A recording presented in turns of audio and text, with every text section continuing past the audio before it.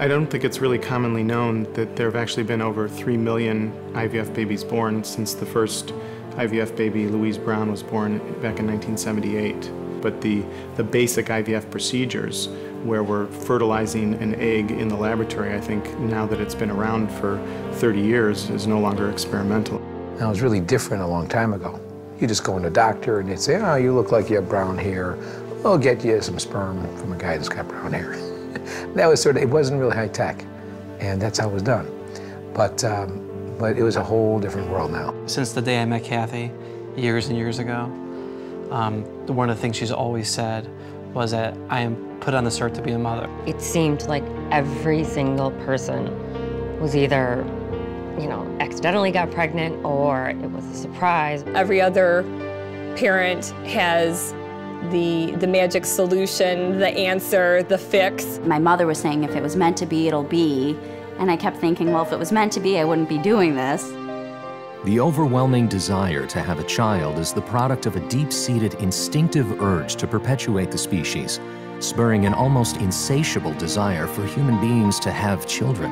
When I got those results from my sperm count, it was actually very devastating. Very devastating. My mom always says, God only gives you as much as you can handle. And even though you think you can't, that's the test that you get put through. What's important about infertility is to understand that you're not alone, that there are lots of other people that suffer with fertility too. When we speak about reproductive endocrinology and couples with infertility, it's not a standard medical problem. There's a certain amount of trial and error. How's this woman going to respond to these fertility drugs? Then you're told you're going to go on injectables now. And I thought, what? And I remember chasing her around the hotel room with the shots and her crying, saying, I'm not going to do this, I'm not going to do this.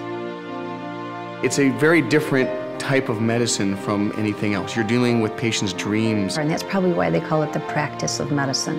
You know, nobody fits into this box that you think, oh, this should be relatively straightforward. The doctor's given us a checklist.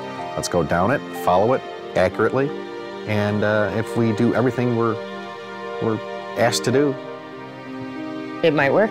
It's a very inefficient process.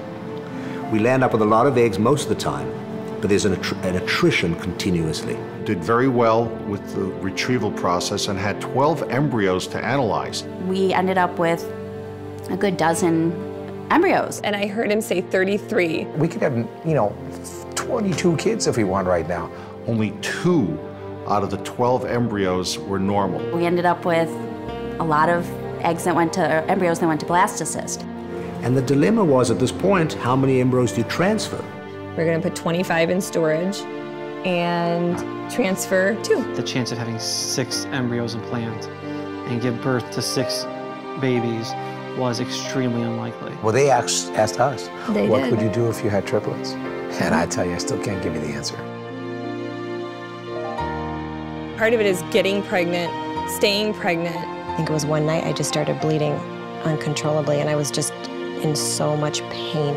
And she said, but you sound upset. And I said, well, I'm bleeding. And she said, you meet me at the clinic. I said, we need to go to the hospital right now. It all happens so fast. Like, it seems it's all this preparation, and then all of a sudden. I said, oh my God, where's our heartbeats?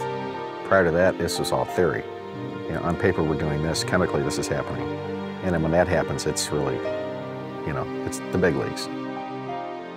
Follow the journeys of would-be parents, Leah and Steve Sulkin, Kathy and Eric Henning, Kelly and Tom Sherwin, and Beth Cole, as they each journey toward the hope of parenthood and through the art and science of making a baby.